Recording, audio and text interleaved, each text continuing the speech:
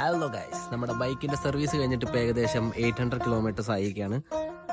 Service കഴിഞ്ഞ 500 കിലോമീറ്റേഴ്സിന്റെ chain lube ചെയ്യണമായിരുന്നു.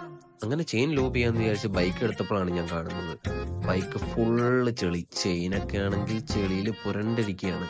പിന്നെ ഒന്നും നോക്കിയില്ല, ബൈക്ക് നേരെ സർവീസിന് കൊണ്ടുവന്ന് വിചാരിച്ചു. അപ്പോൾ നമുക്ക് നേരെ കൊണ്ടുപോയി വണ്ടി സർവീസിന് കൊടുത്തിട്ടുണ്ട്.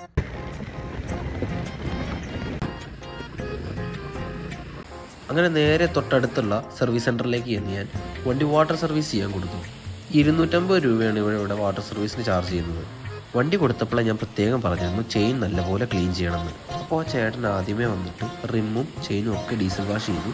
അത് കഴിഞ്ഞ് പവർ വാഷ് യൂസ് ചെയ്ത് വണ്ടി ഫുള്ള് കഴുകി. അത് കഴിഞ്ഞിട്ട് ചെയിൻ മാത്രമായിട്ട് സ്പെഷ്യലായിട്ട് പുള്ളി നല്ല അടിപൊളിയായിട്ട് തന്നെ ക്ലീൻ ചെയ്ത് തന്നു.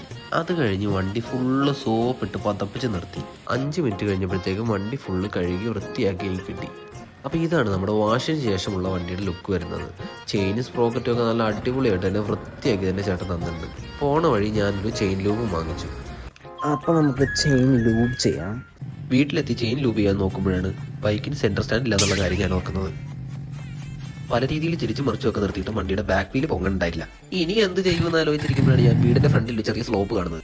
നേരെ ബൈക്ക് സ്ലോപ്പിലേക്ക് കൊണ്ടുപോയി സ്റ്റാൻഡ് ഇട്ട് വെച്ചു. ചെറുതായിട്ടൊന്ന് ചിരിച്ചപ്പോൾ തന്നെ ബാക്ക് വീല് പൊങ്ങി കിട്ടി. പിന്നെ പുറഞ്ചാടി ന്യൂട്രലിട്ട് ഞാൻ തന്നെ ചെയിൻ ഫുള്ളായിട്ട് ലൂബ് ചെയ്തു. അപ്പോൾ ഈ ട്രിക്ക് നിങ്ങൾക്ക് ഇഷ്ടപ്പെട്ടെങ്കിൽ നമ്മുടെ ചാനൽ ഒന്ന് സബ്സ്ക്രൈബ് ചെയ്തിട്ടുണ്ട്. ഇതാണ് നമ്മുടെ ലൂബ് ചെയ്ത ചെയിൻ. അപ്പോൾ ഈ വീഡിയോ നിങ്ങൾക്ക് യൂസ്ഫുൾ ആയെന്ന് വിചാരിക്കുന്നു. അപ്പം മറ്റൊരു വീഡിയോ വീണ്ടും വരുന്നവരെ ബൈ.